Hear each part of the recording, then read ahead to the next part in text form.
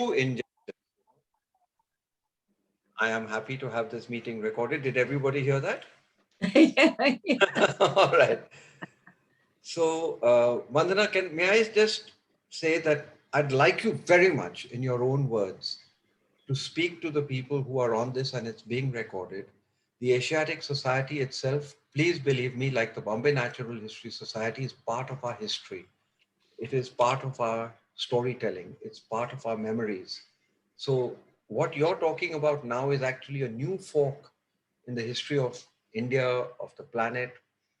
And it would be wonderful to hear from your experience how we can make this a better world, but be happy every day of our lives while we do it. No, hi, Meri Kismat, tabhi kya hoga, kal subah and all. There are problems, but please, Vandana, how did you start in your life, Vandana, in 2 minutes, and then tell us your story? So I started in my life being born in the forest. Literally, my father was the forest officer in Chakrota, one of the most beautiful parts of the Indian Himalaya. And interestingly, one Mahotsav was born around that time because K.M. Munshi used to visit my parents for the summer holidays. And that with the special rest houses and all, they're still protected because it's become a high security training zone. So this is one area where the forests haven't gone. And, on my 60th birthday, my brother treated me and we drove up. And fortunately, the Devdars are still as grand as they used to be. And so I literally grew up with trees. And grew up with Manmota. So, K.M. Munshi's wife tried to name me Shanti because I was born around that time. And I didn't like the name. I love peace. I love the idea of peace, but I don't like somehow, maybe now that I'm grown up, it would be different. Anyway, we had the privilege to name ourselves, our parents would give us names. It's not good enough. Then for 1 year, we'd have one name and then another we had. And, I think that's the level of freedom our civilization has had. And I settled for Vandana, and this one has lasted because it means an offering. And in a way, my life has become an offering to the earth. Chipko was really my training ground of ecological activism. Behind me is Einstein, my intellectual training ground for physics and thinking in systems ways, interconnected ways. But Chipko really taught me, you see, growing up in the forest, forests are beautiful, forests are cool. We trekked in the forest 40 miles, 50 miles a day with our father. And so trekking was just growing up. And I'll tell you a little story. So around the time when we were in college, the college kids in the holidays were all going off to Delhi and to discos and this and that. And, we felt, well, maybe we're deprived. We stay in the forest and they go to discos. So my parents were so generous. Said, you want the disco? Get into the car. And his Austin, he drove. And this Austin, fifth-hand Austin, used to drive to Delhi in 3 hours from Dehradun. And today, with all the superhighways, with all the flyovers, no matter, this morning I left to come back to Dehradun, 5 a.m., it still takes 6.5 hours. And on days it takes 9 hours, 10 hours. And this is the other fascinating thing, that we're living in a time of incomplete words, incomplete description. The word infrastructure has to be an infrastructure for something. Yeah, it is literally the installation or basis that keeps an operation going. And Peter, you and I have talked so often about the infrastructure of life, the biosphere as the infrastructure of life, the trees as the infrastructure of life. We understand that. So I can't understand the 500 new highways that make you take longer. They're making four-lane, 8-lane highways up in the Himalaya where we used to trek.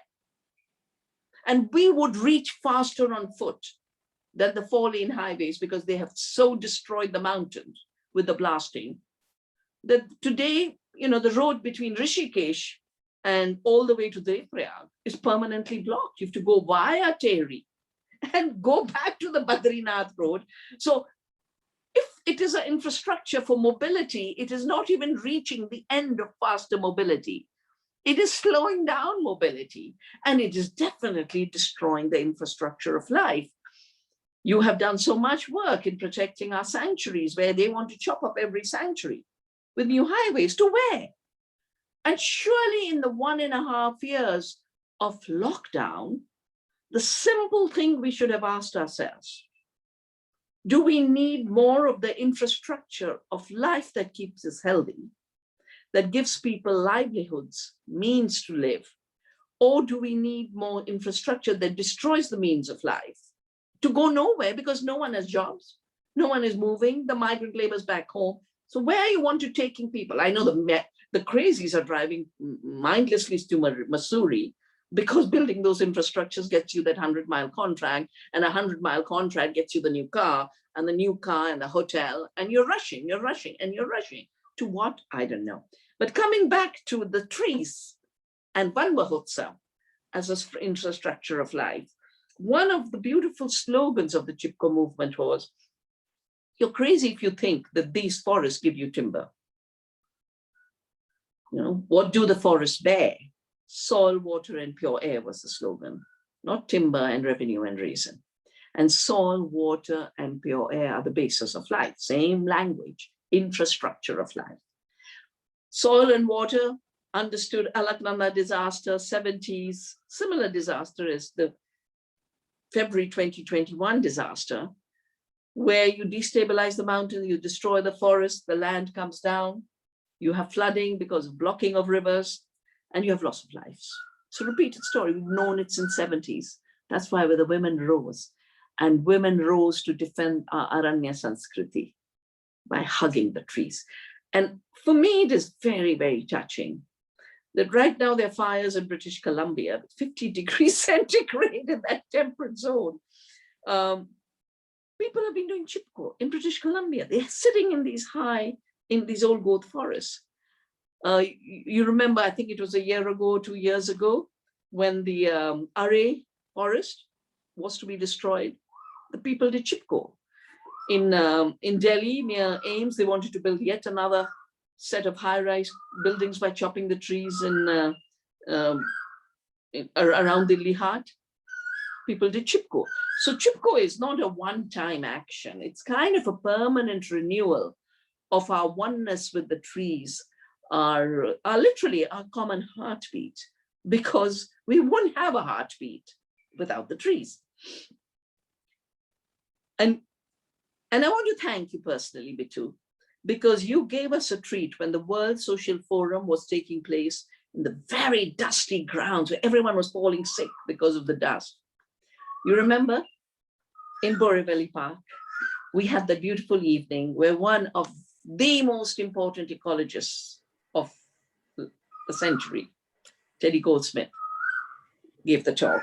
What a man, what a man, what a man, what an evening. That day, Vandana, what I will remember is the most delicious, organic, wonderfully grown food that you gave 40 or 50 people and told us you can do this, you can eat right, you can treat the world right. Sorry. Exactly, and I will focus a lot more on that connection.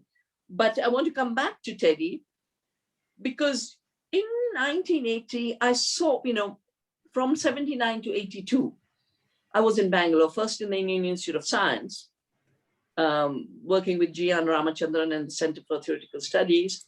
But then I moved to the Indian Institute of Management because Ramaswamy had started a center on science technology policy. And I said, I can't understand. They keep saying more science technology, less poverty, but the more trawlers we have, the fishermen are poorer. The more chemicals we have, the farmers are poorer. So what is this link? I've done quantum theory, but this link between science, technology, and poverty is something I just wanted to understand for my peace of mind, because the polarization was making no sense.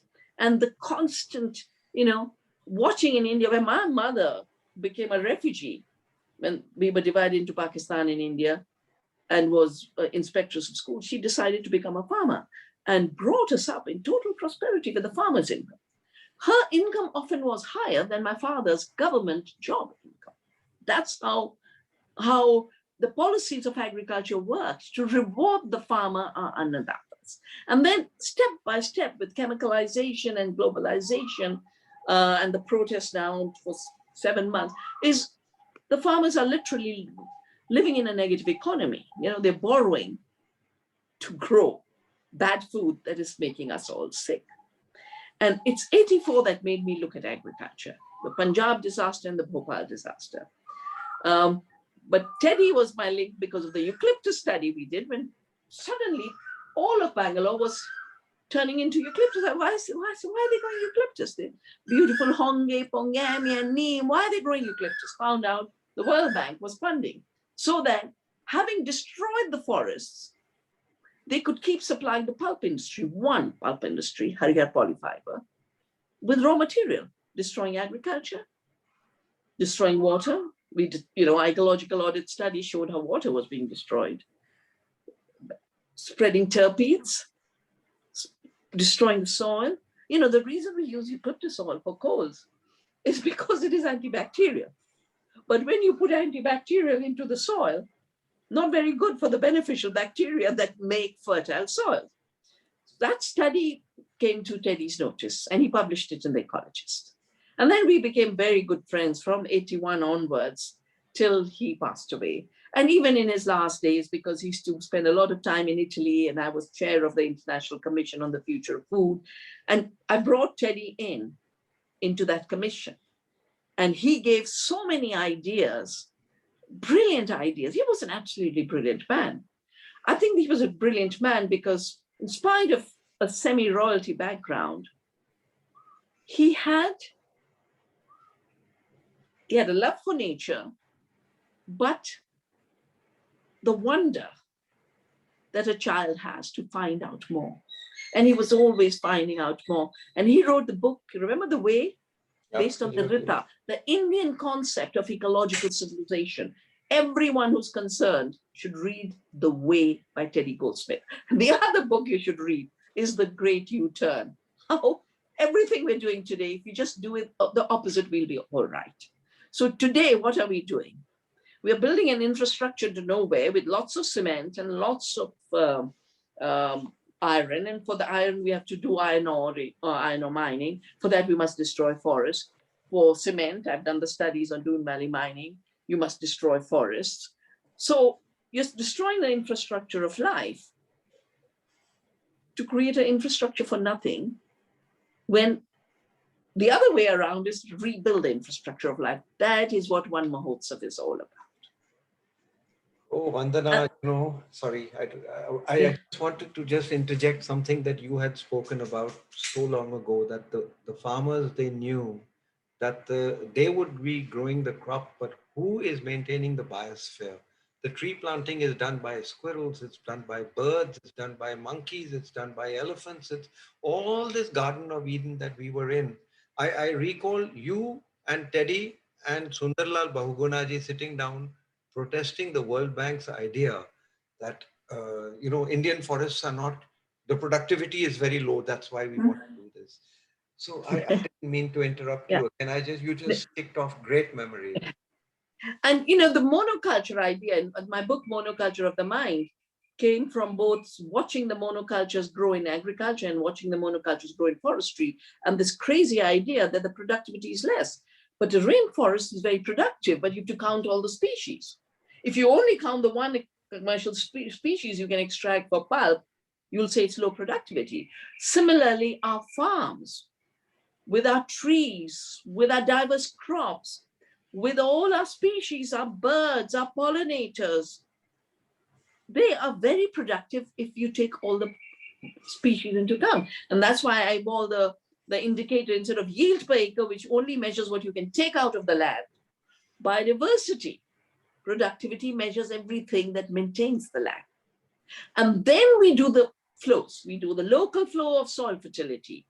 That's the circular economy. We do the local flow of pest-predator relationships. The more diversity, the more the insects. And the insects will handle pest control for themselves. You don't need to spray poisons. And this idea that agriculture is about row crops grown with chemicals is a green revolution idea of not green, not revolutionary, chemical revolution for agriculture imposed again by the World Bank in the 60s. And if those who are puzzled about why are the Punjab farmers in the lead, it's because they've suffered the most. They've suffered from 1960s. 84, they wrote a memorandum and said, we are slaves. We don't decide what we'll grow, because they never grew rice. Rice is from the rice areas, the Konkan area, the coastal area, the Chhattisgarh area. Punjab was the land of jowar and bajra and makki. It's been forced to grow rice. They said, we don't choose what we grow. We don't choose how we'll grow it. We don't choose when the water of our rivers will reach us. And we can't decide what price we'll sell it at. And they said, this is slavery. That is what the movement of 84 was. That's what the movement of today is. So this monoculture of annual crops has so distorted our agriculture and destroyed the infrastructure of life. Just remember, in 1905, Albert Howard was sent to India to improve Indian agriculture, because colonizers think we're to improve the colonized. And he arrived, and he was to set up the Pusa Institute in Pusa, which eventually, because the earthquake was sent up in Delhi, but Howard arrived and he found the fields were fertile. He found the soil was rich. He found lots of insects, but no pest damage. And he realized insects doesn't mean pests. And he wrote his book called The Agricultural Testament, which is available from Navdanya. And I want to quote from his Agricultural Testament, because he said two things. He said, I cannot teach these farmers. I have to learn from them. They will be my professors. And he wrote the book An Agricultural Testament with Indian peasants as his professors. And Indian peasants worked to maintain the infrastructure of life. We just were celebrating Akshaya Tritiya, which is the first day of the new agriculture cycle. And I told my colleagues, I said, everything's now becoming shopping, buy a new sari, look at your husband at the moon, what is it called? Karwa Chauth. Everything is now a Karwa Chauth phenomena. Patriarchy just seeped in. My sisters in the Garhwal never did Karwa Chauth, but they're doing Karwa Chauth looking at the moon through a chalni. I said, what is Bollywood doing to our imagination? And so Howard realized we had knowledge. And he wrote An Agricultural Testament. And this is, he says, in the agriculture of Asia, we find ourselves confronted with a system of peasant farming that in essentials became stabilized. What is happening today in the small fields of India and China has been happening for centuries without destroying the land and without destroying the record. We don't have to look at India as a land of ruins like the Aztecs and the Andes and the Mayans. He said, this is a living civilization. That's what he noticed. He says, we don't have to study archaeology to find out how they functioned for thousands of years. We have to see how they live today in a sustainable way. And to me, that is so important to understand sustainability.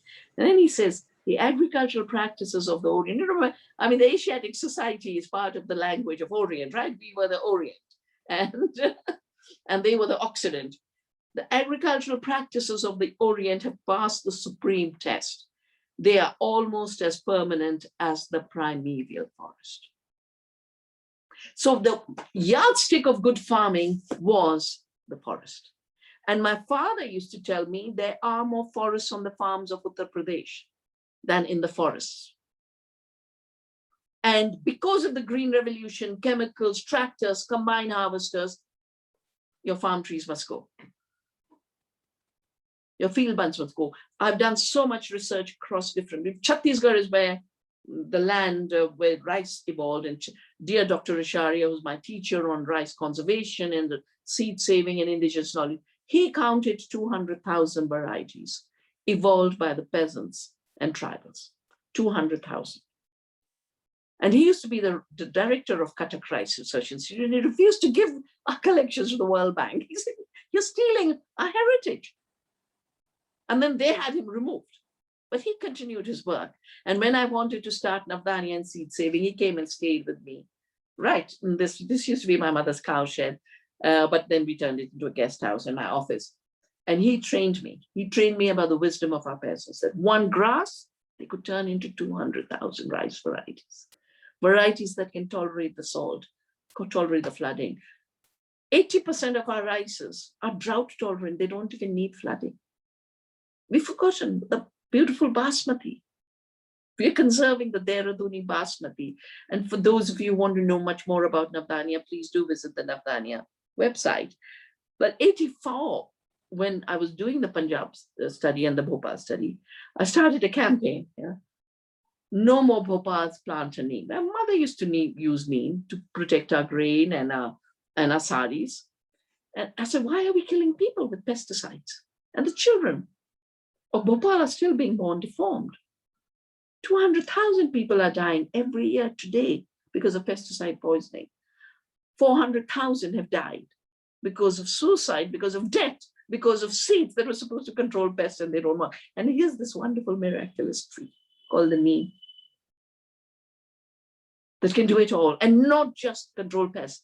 Tree of the 1,000 uses, the village pharmacy, a little toothbrush. Nobody who uses a dantun of neem ever has tooth decay. You know, you go into remote areas, teeth are brilliant, white, shining. Then it was patented. Neem was patented. It took me 11 years to fight the US government and a big chemical corporation called W.R. Grace. But 11 years we fought. And that's why, you know, people say, oh, you're such an optimist after so many years of fighting. I said, because most of the time, when we take up a struggle to protect nature, we don't say, I have to succeed tomorrow. You should just say, my lifetime is for this. If it takes all of my life, I'll do it. And usually if you have that level of patience and love, within a decade or 2 decades, things start to change. And this is our decade. This is our decade where everyone has to start shifting from celebrating the infrastructure of death, where some people are making lots of money. The pesticide industry, the biotech industry, the Monsantos, the contractors building superhighways, celebrating the infrastructure of life being created by every life form. We wouldn't have food today if we had killed all the bees. 1/3 of the food is provided by the pollinators. And we've done this research on the Navdanya farm. And for those of you who want to know more, now that the lockdown is getting removed, if everyone's rushing to Mussoorie, some of you can come peacefully to the Navdanya farm. In October, we have our A to Z course of Return to Earth. Living seed, living soil, living food, living economies. That's what we have to build. And what are living economies? Building the infrastructure of life. And this begins with trees. Because the trees are the mothers of the ecosystem. Otherwise, the women of Chipko wouldn't have started defending the trees. And 200 years ago, I'm so blessed, this year I got the Amrita Devi Vrikshamitra Award. And dear Dr. Sabahugunaji was nominated for the Bishnoi founder award, but he got it posthumously. But Amrita Devi gave her life, and 272 others gave their lives to protect the sacred khejri tree, which is a keystone species in the desert of Rajasthan. If you didn't have it, you would have absolute desertification. And this tree stands, and in the very dry time, will give food to your camels, will give food to your cows, and will even give you a bean, the sangri, which is food.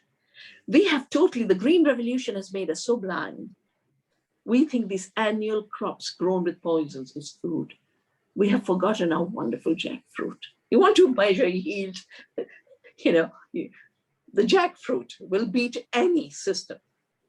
A wonderful mango, thousands of varieties, an Indian crop, call it the kalpriksh. I fought for this because they tried to genetically engineer our bananas in order to increase iron in banana. You don't look to banana for iron. You look to spinach, you look to methi. You don't look to banana. You look to haldi. You look to banana for potassium, and you look for it for a very affordable fruit for the poorest person. A hardworking laborer can buy 2 bananas and manage. You go to Kerala still, these little shops will have 20 kinds of bananas hanging today. And I'm on the steering committee of the Organic Standards of India. And I remember I was called once by the director of APEDA, which is strangely the agency that takes care of organic, which is the export agency. And I've always said, why do you assume that organic is for exporting and not for the Indian public? Should Indian people die of cancer? And he said, I've just had a visit by Del Monte, who wants to totally change our bananas and our mangoes. Now we have 1,500 kinds of mangoes, but our mangoes are eaten fresh, thin skins, brilliant tastes, each different taste. We have 9 kinds of mangoes on the Navdanya farm. But we don't breed it. They're not for the whole year round. There's these totally pukey yellow mangoes when I was still traveling. They serve all the year round on the flights because I eat only fruit when I'm traveling. No taste, no flavor, and thick, thick, thick skin. Because if you go to ship things around for thousands of miles, you've got to make fruit thick skin. I said, they are breeding rocks. They are not breeding edibles. These are stuff. And I'll give you an example. So once I was given a big basket, some award they gave me, and I could eat it. And in those days, they weren't blocking fruit on the banana, terrorism wasn't all over. I just put it all in my suitcase and came back to India. And the kind of life I lived, one suitcase left back, another one rush off somewhere else. You won't imagine, 3 months later, I got a chance to open that suitcase. None of the fruit had rotted. It was sitting like rocks. And Jeremy Rifkin and I did an experiment once. They'd done a flavor saver tomato, a tomato that would never rot, genetically engineered. Threw it on the wall. It bounced back like a ball. Oh, God. So food is not supposed to be rocks and balls that you can throw on walls. Food is supposed to be eaten. It must be soft. It must be flavored. And we have bred food not just for ourselves. All the work I've done in agriculture now since 1984, I realize in no text of India have we talked food for humans. We've always talked food for all beings. Food is the connector. Food that maintains the web of life. People think the Mahabharata is only about wars. The Mahabharata has a big chapter on the ethics of food, and the ethics of food is the ethics of ecology. It is the ethics of maintaining the web of life. And I think we must make all of this much more accessible. But coming back to the issue of trees. So we've been made to forget that trees are sources of food. Our bananas, our mangoes, our papayas, our jackfruits, our mulberries, our jamuns. And my work with the tribal shows that till neoliberalism, until the big land grab of tribal lands, about 80% of the food tribals ate came from the forest. Only 20% they grew in little patches in between. So we've forgotten that edibles don't always have to be cultivated. That the Garden of Eden is a garden for feeding the world, feeding every being. 1/3, as I said, comes from pollinators. Our work on the soil food web. The more you feed the soil, the more food you get. We've been told fertilizers feed us. Fertilizers are leading to a decline in productivity like this. That ship that's sinking outside Colombo, I had a call from young environmentalists in Colombo, ocean lovers, scuba divers. We're worried about what's happening on the ocean. I said, what's happening in the ocean is because of what we are doing to the land. If we do chemical farming, we use nitrogen fertilizers. What do nitrogen fertilizers use? Nitric acid. Fixing nitrogen by making atmospheric nitrogen, burning fossil fuels. I said, the chain of being, the web of life is interconnected, and every problem on this planet is connected to what we're doing, as Bitu said, on the biosphere. So from the mountains where the Chipko women showed that the forests protect our water, to the coastal areas where we've had some of the richest mangroves, which interestingly, when the British took the land of India and made the settlement records, and they made themselves the landlord and then appointed zamindars for tax collection, will you believe it? All of the mangroves were called wastelands because they did not bring them revenue. For them, land was that which brought them revenue. And they started the whole culture of destroying mangroves. I know Bittu has done so much to protect the mangroves of Mumbai. I was, the women of Andhra had fought the industrial aquaculture that was destroying the coastal areas and the mangroves. And then there were beautiful Gandhian couples, the Jagannathans, who started a satyagraha against industrial farming of shrimp. And we did a whole public hearing, again, World Bank financed in 94.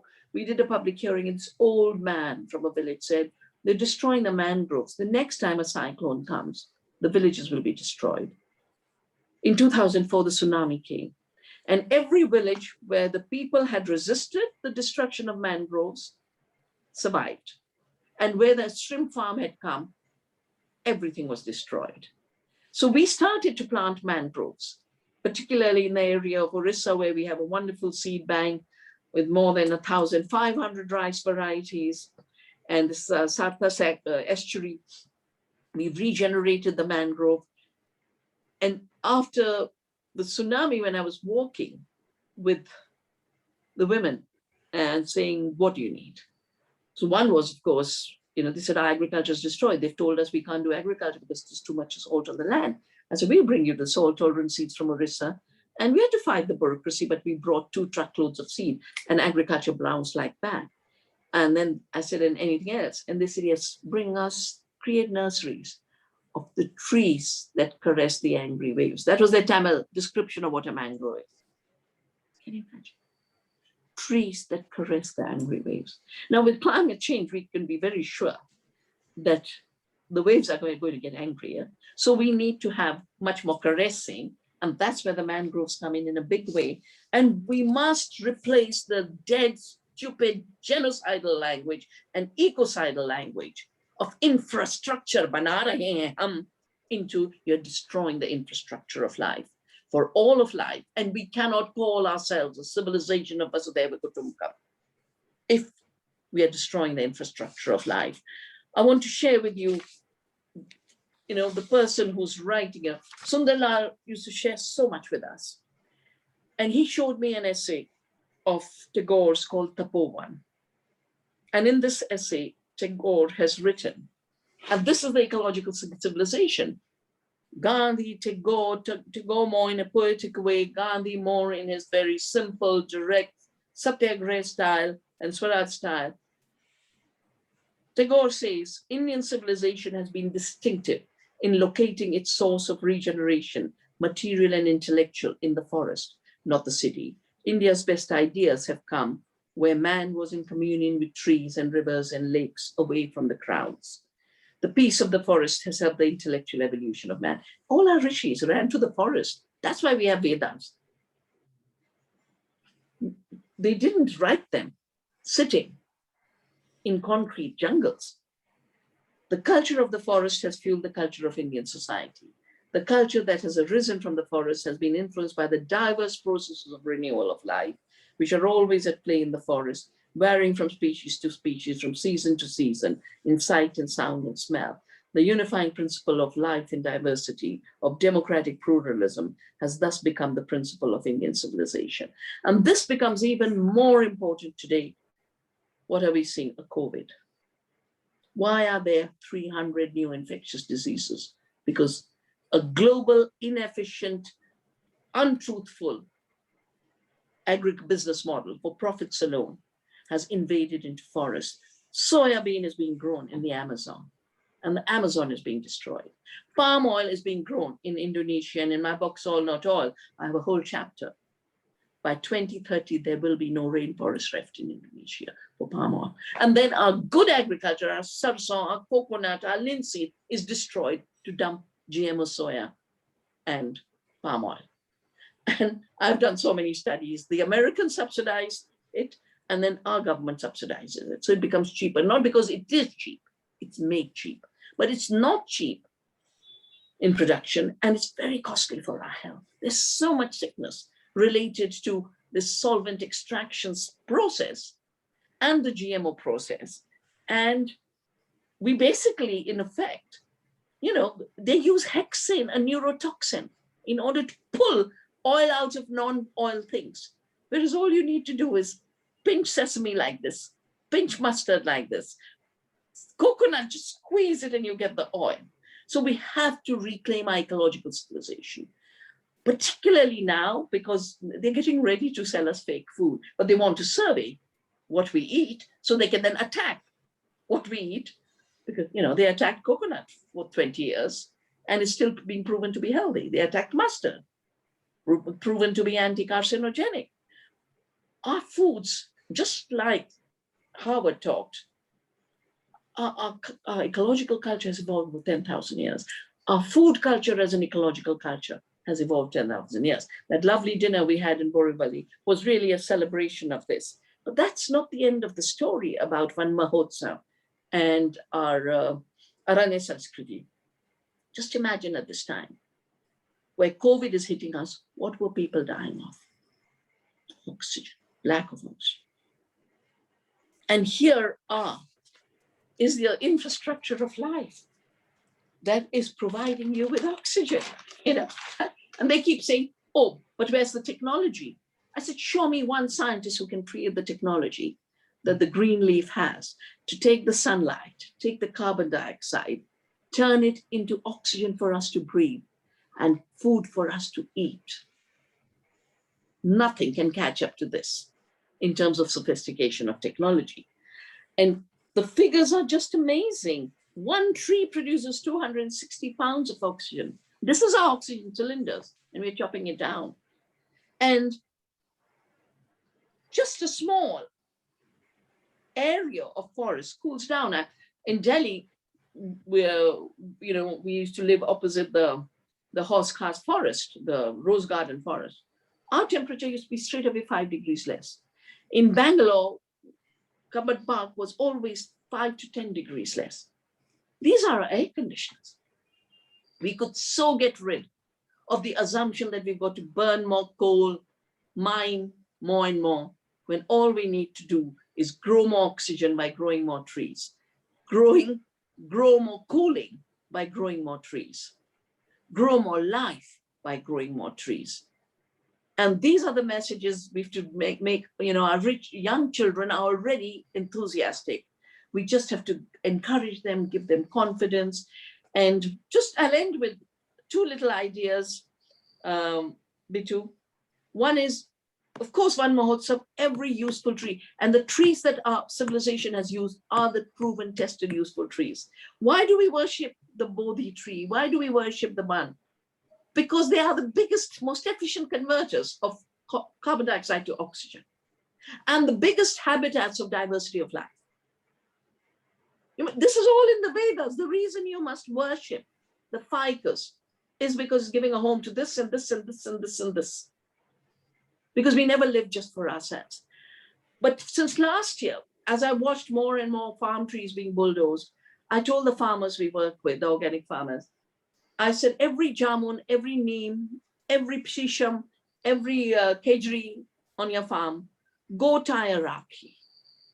Plant new trees in Van Mahotsav and defend the standing trees in your mangroves, in your parks, on your farms, in your compounds. Let's turn Van Mahotsav in the regreening of the infrastructure of life. And let's turn Raksha Bandhan into a beautiful ceremony every year of protecting the trees that give us life. Thank you.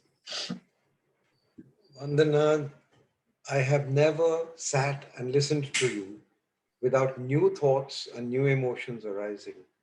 And I'll tell you this, it's all very well today on Van Mahotsav Day. I would presume there will be chief ministers, there will be people.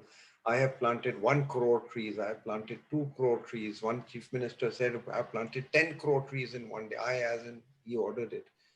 But every single day in the process of living, a butterfly, a moth, a bat, ये हमारे one के माली हैं. These are the gardeners of our Eden. If we give Yeah. them a place, there in hardly any tribal culture is that I will go and plant a tree. Yeah. It is more to do with, it's not only the mahua tree, it's the bat, it's the Mm. moth. They worship everything. And I Yeah. do believe, Vandana, there may be questions from others, but I have a question for you. Yeah. You know, India is one of the world's largest large dam builders, and Maharashtra is one of the largest dam builders in India. But all our dams are dying early, essentially because the catchment areas have been destroyed and mud is flowing into this. Do you think it's within the realm of feasibility to have an economic upturn by, by using nature-based solutions to bring the sponge back in the catchment of these large dams and having our economic return, which is flood control, which is generation of power, which is irrigation and biodiversity? Do you think it's possible to do all this? Because if we restore those sponge, my thought is that the carbon has to come down. The tree can't grow without bringing the carbon down. And everybody's talking about how we'll build, solar panels and we'll have windmills. Yes, those are very necessary, but not 1 ounce of carbon will come down there. No, I always say they forget the biosphere. Yes. The reason our wonderful, really nice friends who only think of the next industrial architecture forget that nature has her infrastructure. And I think part of it is the alienation of industrial civilization. You know, they can't bring their mind to give nature respect. They can't bring their mind to recognize the technologies of nature. But what you asked, you know, I did a survey of the Kabini Reservoir, where it actually never worked because this rainforest was destroyed and the rainforest used to create the rain that would have been running down. So there was no rain. And then when the rain did come, all you got was silt. So it was a dead dam to begin with. The Tehri Dam is silting so high, there's an island inside the dam now. It is rising, you know, the old town is drowned, but the silt is rising. And it's not going to have that lifetime of 100 years. And then when that flood will come, because when your dam is all silted up, now you're going to get massive flooding. Because dams cause floods and dams cause earthquakes. Our research with organic, because, you know, the way the forest works, as Howard said so clearly, organic is as perennial as the forest because it works on the principles of the nutrient cycle and the water cycle. And our work, and my dear friend Andre Lou, we've done a book on biodiversity, agroecology, and regenerative organic systems. It's available from Westville Press. It's my synthesis of 35 years of research. 0.5% organic matter, which is broadleaf trees in the forest, added to the soil holds 80,000 liters of per hectare of water. If it becomes 1%, which is very easy for a forest to reach, it's 160,000. So forest soils are the real dams. Farm soils with organic matter are the real dams. You don't need dams in concrete. The evidence is all there. And we mustn't forget that when the dam building was more hurting the displacement, 50 billion people had been displaced in India, the World Commission on Dams was set up. And Teddy had a very big role. I will never forget this image. He caught hold of the World Bank guy. I was going to debate in a Rome conference in 85. And he caught hold of his tie and he said, "You're a killer." And he gave him the special ecologist with 5 cases of killer projects, including the Narmada, including the transmigration of Indonesia to create those horrible palm oil plantations, including Rwanda and the Trans-Brazilian Highway, you know, so before his time. Anyway, the World Commission of Dams shut dams down and said, no, they have too much of negative externalities and they're not worth it. But now using climate change, World Bank is funding it again, so clean technology. So the forests are our dams, organic soils are our dams. Concrete is not a dam because it causes the disappearance of the water in the cycle. I mean, if you think of how much trees create, let me cite this to you, give you this. because it is important.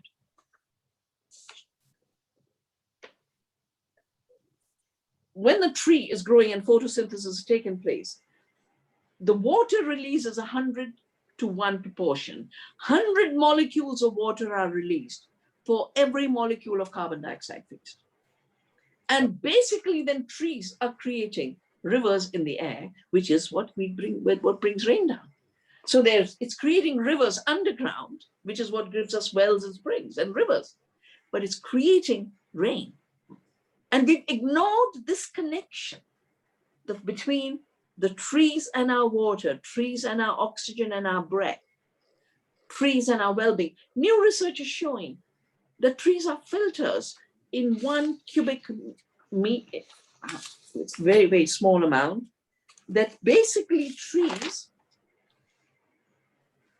are in 1 cubic meter, 400 million beneficial bacteria that increase our immunity. And where it's barren and it's, trees chopped down and concrete and playgrounds, only pathogenic bacteria arise. So no wonder our children are falling ill. So the trees are our filters of water, they're the filters of air. And we keep thinking we'll try and do what the trees do better than us. We'll do it better than the trees, and we mess up with the pollution we create, with externalities we create. So it is really time for a great rethink. And I'm doing my new book on this. I call it the economics of care. We now have to shift from the economics of greed to the economics of care. Vandana, I had a Hindi teacher, Mr. Shankar, and he used to tell us, I'm now 73, and he used to tell us when we were 14 years old, Jungle Nadi ki maa hai. And every source of every major river in India has a temple. It doesn't have to be Amarkantak. It was just a collection of stones. It was a small thing. People would go there. The Vanrais, the temple groves were places where they were the core areas which we are now talking about in sanctuaries and national parks. If there is a way out of the problems we face today, it has to be on one Mahotsav day. We should know that what you have told us today, we do not have to go out. Human beings don't have the technology to plant trees the way that monkeys have, We have to allow them to live. We have to withdraw our negative presence. Absolutely. Benign, inaction. And apart from that, there is this thing. I remember sitting down with Teddy Goldsmith, editor of The Ecologist, who you adore, I still adore, and I miss every day. And he said, Bitu, I can't understand. The rain falls in a decentralized way, then they centralize the water and they give it to only the people they want to give it to. Why do they want to do that? And why are we allowing the economics to come in and kill democracy of resources? These were simple things, Sundarlal Bahuguna used to say, "Ki ek ped 10 putra putri ke samman." And all this wisdom we still have, Vandana. We have it very alive. It's very alive, especially in rural India. Yeah. There are questions. Madhu, would you like to pose those questions, or? Yeah, we have a couple of questions. We'll take them first. Then later on, we can allow the participants to pose the questions themselves. Okay. So here we go.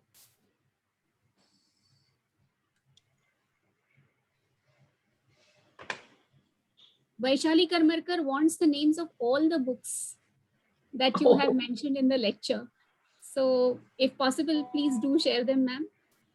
Yeah, I'm very bad at typing. I'm a one-finger sloppy typist. So it's quicker for me to just speak. I talked about The Agricultural Testament by Albert Howard. I talked about my book, Soil Not Oil. I talked about the book called Biodiversity, Agroecology, and Regenerative Organic Agriculture. I talked about my book on the violence of the Green Revolution. One of the things I'm happy to do is I'll tell our office in Delhi, I'll forward them your mail. They will send you the full list of books that are available from Navdanya and the Research Foundation. And then you can circulate it to the participants, including all the courses we offer at the Earth University Bij Vidyapeeth in Dehradun. There is a question from Mr. Rajesh Singh. He says, Namaskar, and he wants to know your stand on the farm bills of 2020. I have worked in this field for so long that I would call them the farm bills of 1991, part of the World Bank Structural Adjustment Package of 1991. Remember, 1991, we were in 90 billion debt, and I've done calculations. 1/3 of it was for the Green Revolution for poisoning our land. 1/3. For building dams, for irrigation, and 10 times more water is needed when you apply chemicals, so you need more dams, the more chemicals you do. Whereas if your water, your soil is your dam, you don't need external irrigation. You need protective irrigation. So at that point, the World Bank had put together this set of recommendations and laws that needed changing. Essential Commodities Act must go. Land ownership rights must be wiped out. Regulation of markets must be finished. And contract farming must be brought in. So from 91 onwards, after that, the World Trade Organization and the GATT came up, and all this became one cancer of globalization. And we've had huge mobilization, 5 lakhs in Cubbon Park in 1993. In 94, before they went to Marrakesh, Tiket and everyone was there, 200,000 people at the Red Fort. So I think the first thing any informed Indian citizen should do is not call these 2020 laws, call them 1991 World Bank Structural Adjustment Laws. Hello, ma'am. It's an absolute pleasure to hear you. And thank you very much for a very insightful talk. My question to you is, we know that organic food is in every way better for us, but to suggest it to a common man today is not that feasible because of the pricing that is, and we know that the non-organic is highly subsidized. But how do you see for a common man to get around and be like get the organic food for his family or her family in an affordable way? Like how do we bridge the gap as citizens, till the government changes its policies? So the first is the gap has been created so that public money subsidize the bad food so True. that agribusiness profits, right? That's as simple as that. And I do this work for the US groups, I do this work in Europe. You know globally what the global subsidy for bad food is for agriculture? 700 billion. Goodness. So it can take anything and make it look cheap. But I think you shouldn't be even bother right now about organic versus chemical. The challenge you face is, today I'm saying organic is costly and I'm eating a bit of toxic food. If we don't start thinking aligned with nature, and when I say aligned with nature, what am I talking about? The biodiversity in the soil, the biodiversity of our plants, the biodiversity in our gut microbiome is one system. It's not separate. We've done so many studies on this. This brilliant study is coming out that the more the biodiversity in the soil of organisms, the more the biodiversity of your plants, the more the biodiversity in your gut, then you have health. Because you don't manage your health. The 100 trillion companions that live within you manage your health. And they need food. And they need different phytochemicals. And they have different sensors. And if you deprive them of that one phytochemical, they can totally set the system, so your system straight. So they have a right to biodiversity. And therefore we have a duty to protect biodiversity, both to feed the world outside and feed the world within our gut.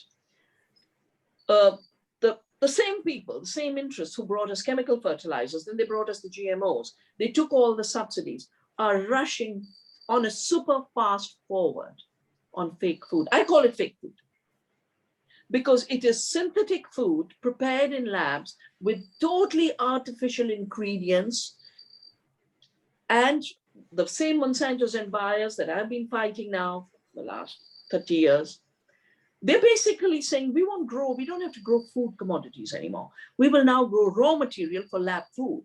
Because Silicon Valley, who are the richest people of the world today? The Silicon Valley barons, right? The Microsofts and the Googles. And they've just decided, why should we not turn food into our source of profits? And so they're funding Impossible Burger made with GMO soya and a fake blood made by a genetically modified organism. Lab milk made through genetic engineering. Breast milk has a climate solution made through synthetic biology. Now, from what we've learned, chemical foods caused us harm. Ultra-processed foods with fake ingredients have already caused 75% of the chronic diseases we are suffering. So a fake food assault will totally wipe out our health, and you'll be paying bills for kidney failure, for liver cancer, for diabetes, for complications from diabetes. That's how India is spending its money right now. So let's forget about organic. Just have the debate. Do we want real food that protects the planet and protects my health? Or will I become victim to 5 billionaires stealing my food, stealing the planet, becoming Bill Gates is the biggest landlord of the world now. He has been handed over India's land records. He's using India's land records, land insurance, crop insurance, credit, all of this synthesizing into what is called a surveillance capitalist system. It's already been handed to him. It'll take a click by him to say, your land doesn't belong to you anymore. That's what he's preparing to do in America. And we literally allowed his entry. I did a training the other day because people didn't understand what this MOU with Microsoft means. It basically means the British Zamindari will happen with one stroke of a pen in 17 whatever, that can come back with one click of a mouse. So the fake food and real food is the issue. And how do you solve that problem? A, grow what you can.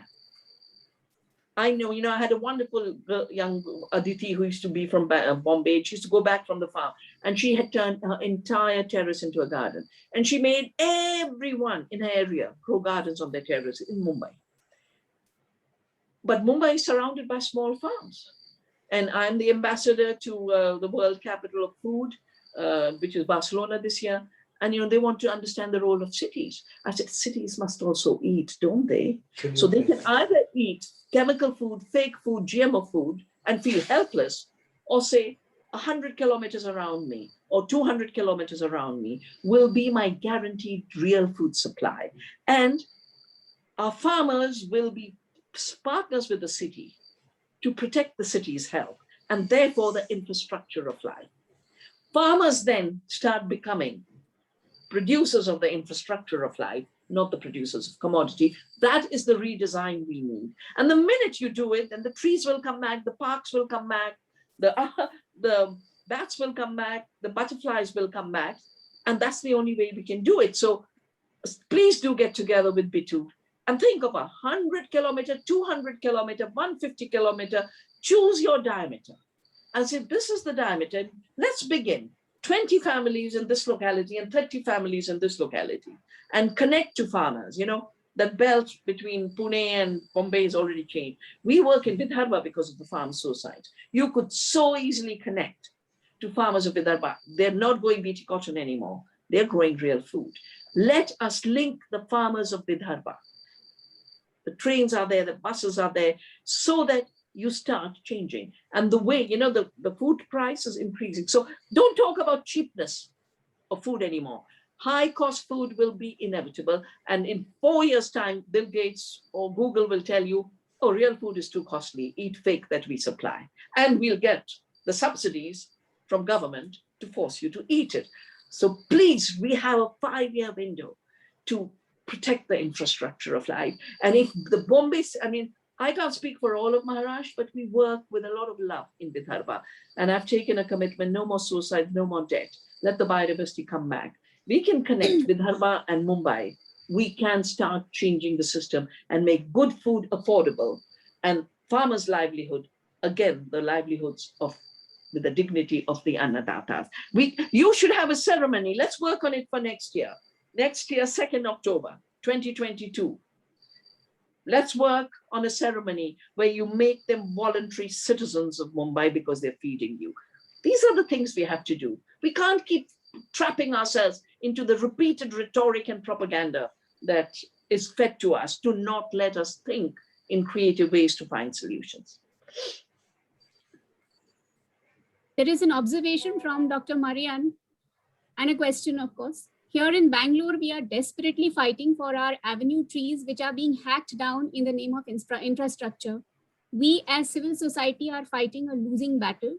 What are your thoughts on this? Well, as I mentioned, use this Raksha Bandhan, 22nd of August, to try trees, but again, not like a mechanical act. And start talking, put labels, get the young people out, make stickers. On the tree, put infrastructure of life. On the highway and the widening of the road, put infrastructure of death. When we build that contrast in the imagination of ordinary people, the legitimacy and necessity of this destructive development model will collapse. I mean, Bangalore, your question has come from Bangalore. I said I was there 3 years. In my office, those days, Bangalore Institute didn't have its own campus, so they used to rent. And on Double Road, my office had a coconut tree growing through. The landlord had not chopped his tree. It had grown through the room. A double-story house had a coconut through it. A big, where the Double Road used to meet, big giant ficus, and always with chabutras around. The road went round it. We didn't chop. And I remember once I met the surface transportman. I said, why are you, between Mysore and Bangalore, they used to have panchayat forests. They didn't belong to the king. The panchayats used to protect the forest for the travelers and plant shady trees, which bring down the temperature by 5 to 10 degrees. And very often they were fruit trees. And they always had water below them. And there was always a chabutra to rest. And in those days when I used to travel in remote parts of Karnataka, this was all over the place. So infrastructure of death or the infrastructure of life. And I would even say, join up with Leo Saldana of the Environment Support Group and do a referendum with the citizens. Do you want to protect the infrastructure of life or the infrastructure of death? Do you want to vote next time in a municipal council or for an MLA or for an MP for those who promote the infrastructure of death? Or will you give your vote to the tree and those who want to protect the tree? There is a question from Taran who wants some suggestions regarding basic books to read to have an idea about the ecological perspective on Indian history. Okay, what an interesting question. So about 15 years ago, I basically, because, I was troubled by the fake history being told to us. So we wrote a 3-volume. We called it, initially it began as Food Atlas, but it's called The Ecological History of Food and Farming. And it has everything to do with how the land issues change. We used to have a system called Bhaichara. And this was scattering. It was known that, land in the valley will be more fertile. Land in the higher reaches will not. So everyone had a piece of land, upland, rain-fed, and a piece of land irrigated in the valley. Settlement happened. All the rich landlords got the land niche, and the peasants and tribals were drawn out, off from fertile lands without water. So all of that record is there. It's called The Ecological History. Let me just show it to you.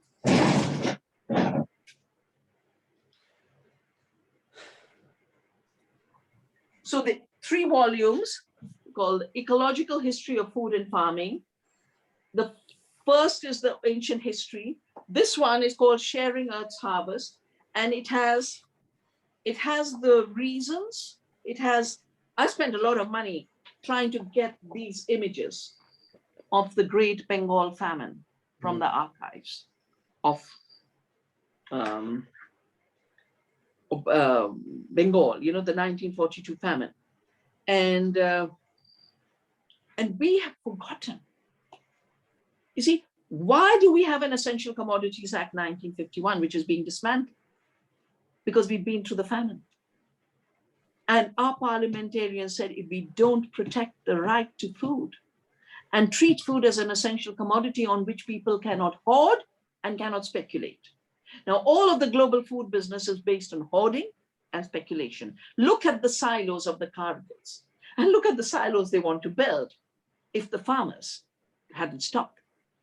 And we think silos of concentrated grain, but if you keep grain beyond a certain amount in these silos, I don't know how many of you have seen images from Australia where rats are running all over. They have to put so much chemical to protect grain in that quantity. But I want to share with you a beautiful, so that, you know, the concept of the langar of the Sikhs, we had the oxygen langars during the big oxygen crisis. And this is what Guru Nanak teaches us. Regard your body as field, your mind the plow, your actions the plowing, and your effort the irrigation. The body is the farm, the actions the seed. It is watered by the divine, in whose hand is the whole earth. The mind is the farmer. This is how our religions taught us about the earth and about farming and the dignity of farming. So, as I said, the best is I will send to the Bombay Research Center all of our list of publications and all of my books, which I haven't published, but publishers have published, but we keep them. And I would suggest you should definitely read The Violence of the Green Revolution if you want to understand why farmers are protesting today. Read Stolen Harvest, which will tell you about that 91 period. Read a new book I did called Who Really Feeds the World? Because the myth is, oh, we need bigger farms to feed India. India's got starvation, must destroy the small farms. That's why the land rights issue is important. Well, all the research shows 2-acre farm is the most efficient farm. The smaller the farm, the more it produces. Our research has shown that, FAO has shown that 80% food comes from small farms eaten today that use only 20% of the land. 20% comes from where 80% is destroyed, including the forest. So these are some of the books, but we are very, very happy to make sure they're available. And if, you know, I'd send this list and it can be circulated by you to the participants of today, or they could place, and then they can place orders directly, or they can place orders with you and then we'll ship them. We just work out something. There is a question from Suganya. What is your opinion on the rising popularity of the Miyawaki style of planting forests in urban India? Baba, हम इतने गरीब नहीं है कि एक चीज पे अटक जाए. It's fine, add it. You know, India's been a very generous civilization, add it. But don't be reductionist and deny what you have. Because the Miyawaki style will apply to what Miyawaki found in Japan. And then everyone want to have, you know, I mean, we just opened a Zen garden. So we are in such love with anything that comes from outside, and we become blind. And this is what Macaulay talked about. He said, you know, these Indians are so rich, we can never colonize them, but we can make their mind look down on themselves. And that's why an education system that teaches inferiority is how we will colonize them. That's what Macaulay did. So yeah, add a new dimension, but look at your own sacred groves. Look at all your own sacred species. Look at the fact that we have allowed the birds and the bees to be our co-creators. So don't ignore what comes, like Gandhi said so beautifully. He said, I don't want to shut ideas from outside, but I don't want, and I want my windows open, but I don't want the storms of other countries to blow my house apart. So holding your house and letting the breeze come. But that means you must know who you are, what your trees are, what your forests are, what your culture is, what your science is. You know, you can't do a Barga than Miyawaki smiles.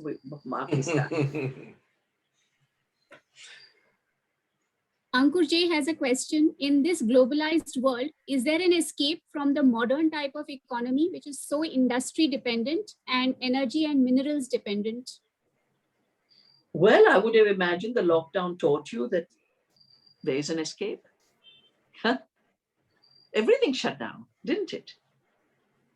And from what I know from our farmers, they became even more enthusiastic about growing their own food and doing their gardens full. And globally, there was a 20-25% jump in organic food. People realized, no matter how much the attack on your body's immunity be, and no matter how much of the denial, can you imagine? WHO said there's nothing like natural immunity. Can you imagine? Just like they earlier said, there's nothing like natural fertility.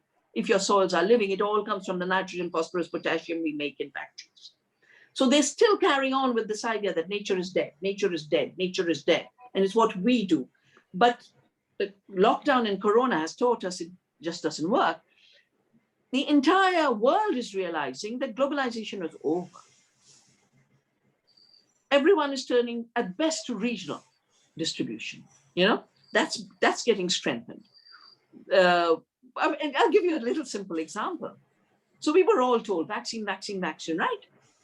We did Covishield, we did Covaxin.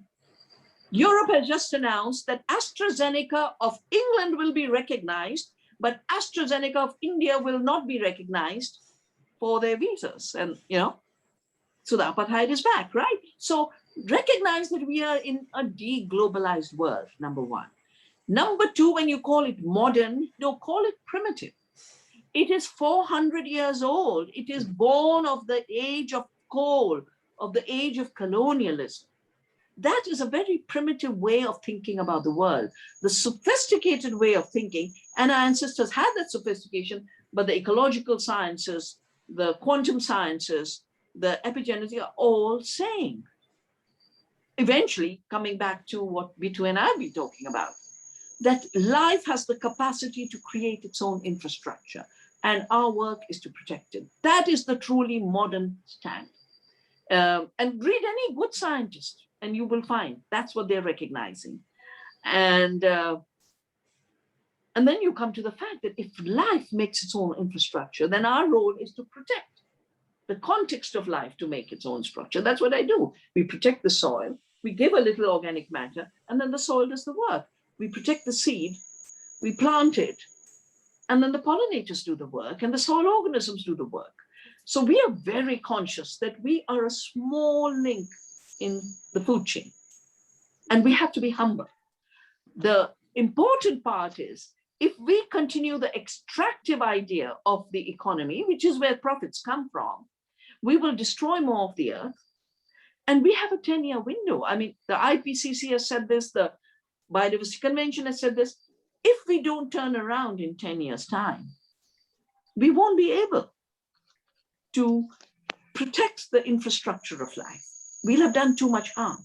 So we need a new economic thinking. I mean, Bittu says this all the time. He call, economics is a subsidiary, wholly owned subsidiary of economy. And I would then add to you that what I call the infrastructure of death is money making. I have a book called Oneness versus 1%, which is trying to solve this puzzle. And I realized then the word economy doesn't describe what is happening. The word economy means the art of living, economia. Money making.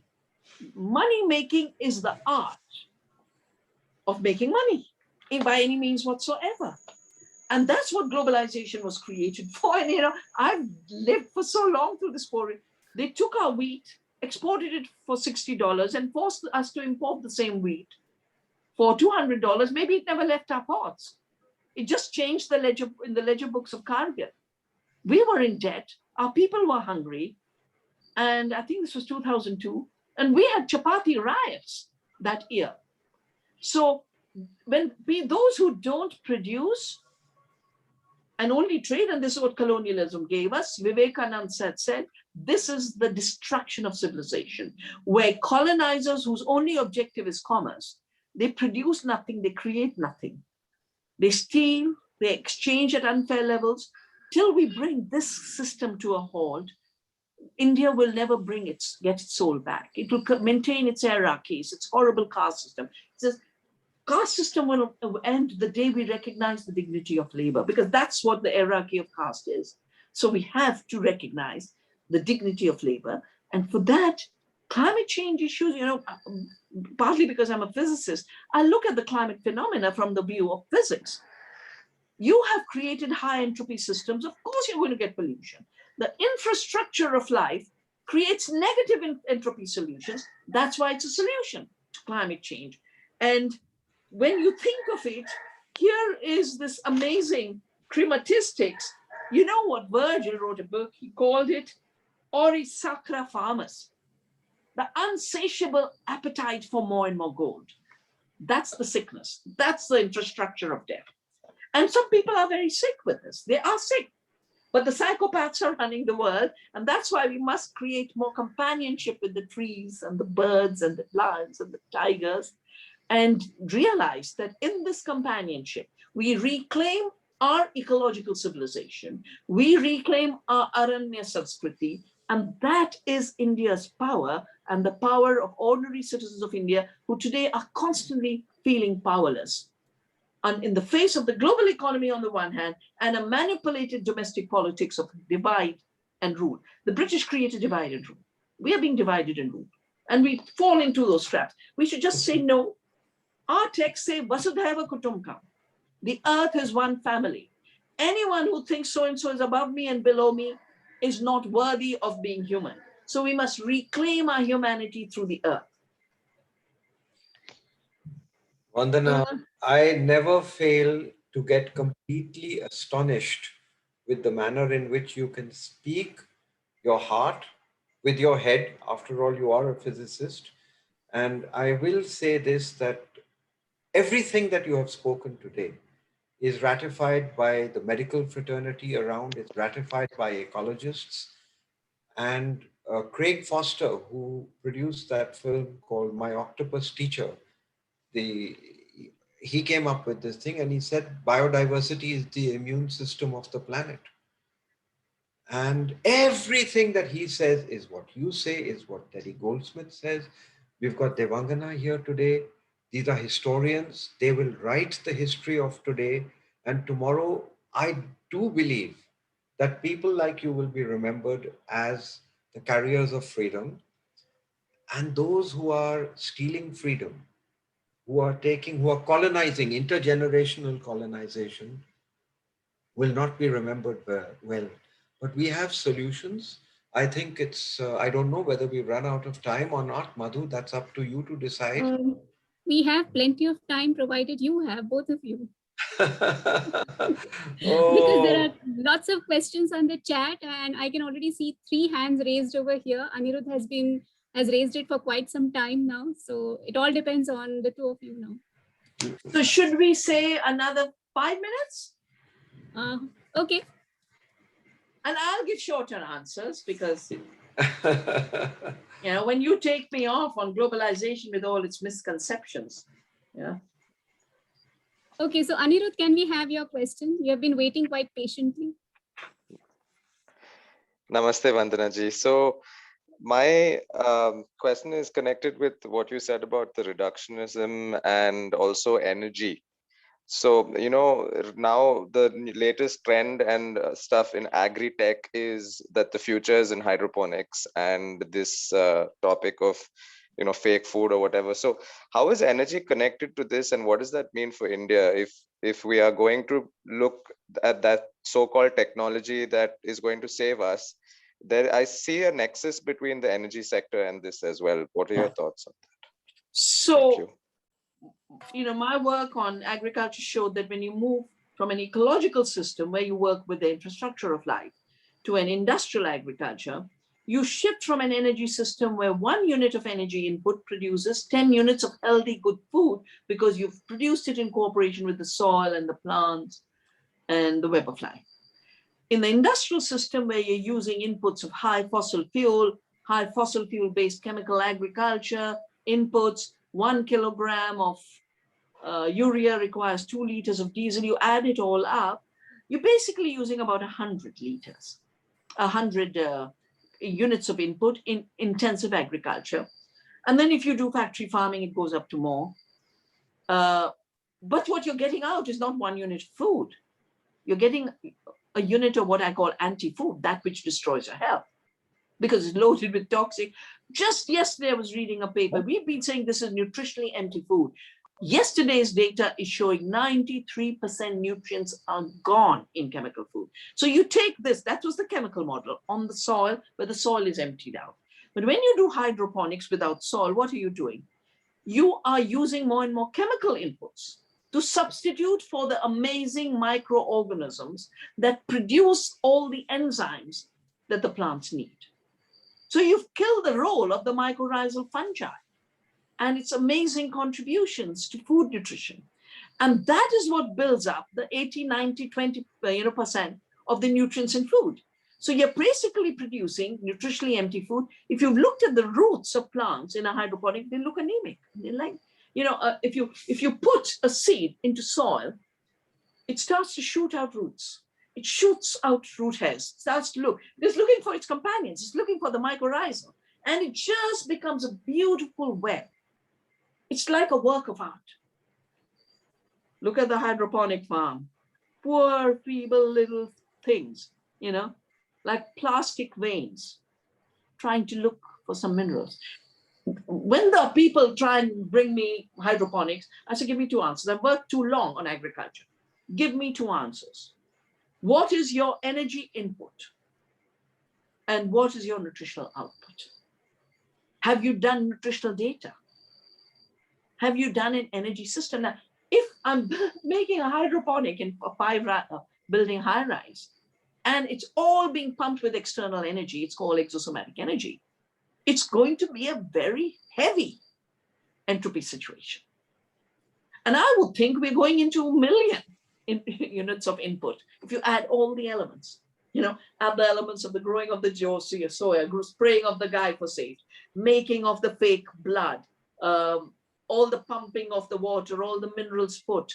That lettuce seems to look like lettuce, but the 90% nutritionally empty food looked like lettuce too, but it didn't have 90% nutrition. And no one has done the energetics nor the nutritional equation. So we have, I think that the struggle of now is real food, which comes from the interactions between soil, plants, farmers, and our gut as one ecosystem, versus fake food that breaks the soil, destroys the soil. You don't need you. We don't need you, soil. We'll do hydroponics. Kills the farmer. What the Indian farmers are fighting are not 3 laws. Please understand. Yes, of course they're fighting laws, but they're saying we're fighting for being able to feed this amazing civilization. We carry that civilization. They're fighting for continuing ecological history of India. That's what they're fighting for. They could just give up. We should be grateful to them. All of the new literature from the Gates, the Bayers, Monsanto's is saying, future is farming without farmers. Robotics. Even in the hydroponics, your robotics will work. Your fields will have driverless tractors. You'll have drones in the sky. You don't need farmers. What do farmers bring? The land. Care. What can the drone not bring? Care. They can intensify carelessness. So farming without farmers, farming without soil is continuing on the idea of ecocide and continuing the idea of genocide. We don't need you, we'll kill you. A system that says that to the very basis of food production is already creating food that will destroy our health. I think we have time for 2 last questions. Professor Sachin Bansal, could you pose your question? Yes, thank you, madam. Thank you, Dr. Vandana, madam. Very excellent and very informative session. Madam, I'm teaching in the Commerce College, and in the last 2 years, we take a student for paddy cultivation, but due to lockdown, we're not able to do that. So my question is that how the students who are having the commerce background, they can participate in this movement, or can you formulate any small course so our student can develop the further expertise in this topic? So I already mentioned that we offer courses at Navdanya, and it's not just paddy, it's the millets, it's the trees, it's the butterflies, the soil organisms. So, and now, like I said, everyone's rushing to Missouri. So I think the travel is right now possible. And they are planning a monsoon session of Parliament. So hopefully it'll stay open through this month. But you're very welcome. Look out for our course on the Return to Earth, the A to Z of agroecology. And this is on October 1st to October 14th. And this course is already designed precisely for what you're saying. But there are 2 publications that are useful for you. Just like I did the health per acre, I said, measuring the weight of a commodity is no good. We've got to measure what nutrition it has. We have to measure what health it has. And if you shift to nutrition, then biodiverse systems obviously produce more nutrition. And we could feed 2 times India by conserving our biodiversity rather than destroying it. We then did another volume called Wealth per Acre. We said, let's do true cost accounting. We're constantly told double farm income. Let's double farm income. Farmers are just getting indebted. We're doubling farm debt, not doubling farm income. And our research, this book was actually, the foreword was written by the agriculture minister of that time. We've shown that every year, just on farmers' prices and the ecological crisis, we are losing $1.3 trillion annually because the costs of chemical agriculture. And we didn't then calculate the health costs, which have become more obvious after COVID. I would say that's another 2 trillion. So we are spending more on the disasters caused by a bad farming system than our GDP. So, we would talk a lot about 5 trillion. Well, we already have a 5 trillion destructive economy. If someone's making money out of the damage, the hospitals are making a lot of money, the clinics, the diagnostics are making a lot of money. Every time we move somewhere, we got to do the silly test where they dig you in and then walk away with 1,200 every time. The money is just floating, but for the wrong things, not for a healthy planet and not for healthy people. So the literature is there, the research is there, the practice is there, the real world is there. Bring your students to Navdanya, and we will be so happy to develop a paradigm of commerce that is based not on an extractive system, but on a circular economy of giving back, and it creates more abundance. Vandana, I will tell you this, that every time you speak, I keep saying this, this whole thing that was produced by the industrial lot, cradle to grave. Why cradle to grave? It's cradle to cradle. Exactly. So exactly. Yeah. Madam, may I ask a question? Vocabulary. The new vocabulary, I don't know if you're following. Net zero. What is net zero? We'll continue to pollute, but we'll control your farms. And we will work out a calculus by which your farms will be the sinks, not by really farming well, but we will fake a calculus so that our pollution is balanced out and you will be our sink. We'll be the grave of this pollution. So there was a question, I think. It's so important to stay honest. I think that's the most important thing, to stay honest. Madam, may I ask a question? Yeah. I'm DG Phondekar here from Mumbai. By profession, I am a faculty in one college, Somaiya. What you have earlier elaborated, we are having one concept called Mantra Pushpa, and where the integrity of different facets of nature are said, because they say, if you know nakshatra, you know water. If you know water, you know fire. If you know fire, then you are prosperous. So this kind of integrity they have elaborated. Unfortunately, it is a blind prayer today. So in practice, we are not bringing it. In continuation of that, I am having a question. Natural processes are very slow. So what you are talked about biochemic cycles are very slow process. The 1 inch of soil takes about 100 years to develop if it is a fertile soil. At present, we are having a bulge of population. Demands are more. Can these kind of processes keep the pace with the present demand? I would like to, I want you to comment on this. There may not be a solution, but a comment, please. Yeah, so, when you talk of slow and speed, I think the first important thing is again, I'll come back to my physics background. In physics, space and time are a continuum. They're like that. So the minute you separate time and separate it from space, you go into destruction. Right? So you have to see them together. When the space and time is one, then you have living processes. That's the infrastructure of life. So for those who want to do quick extraction, when I did my Green Revolution book, the World Bank was saying the wells are inefficient. A tube well is efficient. Well, the tube wells destroyed the water systems of Maharashtra. World Bank gave the loan to say you will do sugarcane farming, but you will not go Jwari, and you will not have open wells. I was advising the government of Maharashtra that time. I think it was 1984. They wanted to know, why are we running out of water? We give more money for water and we're running out of water. I said, give me all your papers, give me all your debt, give me all your loans. So it was very quick in destruction. The speed of destruction is different from the speed of creation. And just because it's fast doesn't mean it's better. Well, unfortunately, due to paucity of time, we can't take any more questions. We are really sorry about that. So thank you, ma'am, and thank you, sir. I think when the one Devi and the one Devta are here, the session has to be a mesmerizing one. And that is what it has been. I wish you could just go on and we would keep listening to you. You talk with such passion. Thank you for drawing our attention to this concept of infrastructure of life. I think we're going to think about it much longer than just today's lecture. A big thank you to Mr. Sehgal for accepting our invitation at the last minute.